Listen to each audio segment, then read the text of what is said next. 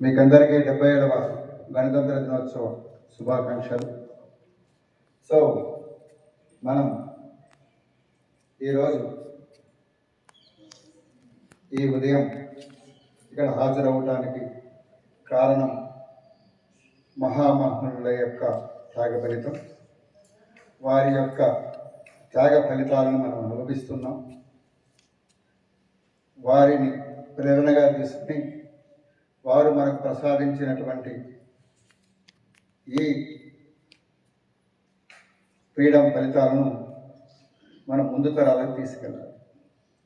మీకందరికీ తెలుసు, 1947వ సంవత్సరం ఆగస్టు 15న మన స్వాతంత్ర దినోత్సవం పూర్తిగా కేవలం మనం స్వాతంత్రం వచ్చిందే కానీ మనం ఎలా పరిపాలించుకోవాలి ఏంటి అనేది బాబు నీకు ఫోటో తీయమని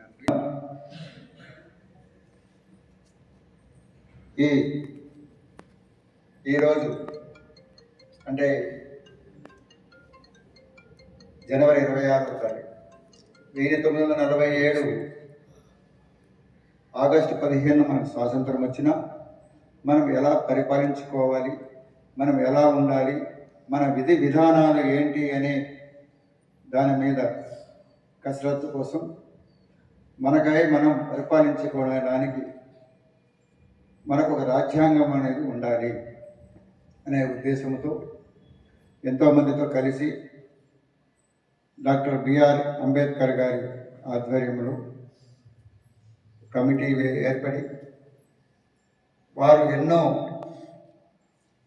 రాజ్యాంగాలను పరిశీలించి మన భారతదేశానికి అన్వయించుకొని మన ప్రజలు ఎలా ఉండాలి, మన బాధ్యతలు ఏమి, మన హక్కులు ఏంటి, మన పురోగతికి మనం ఏం చేయాలనే ఉద్దేశంతో చాలా కాలం రీసెర్చ్ చేసి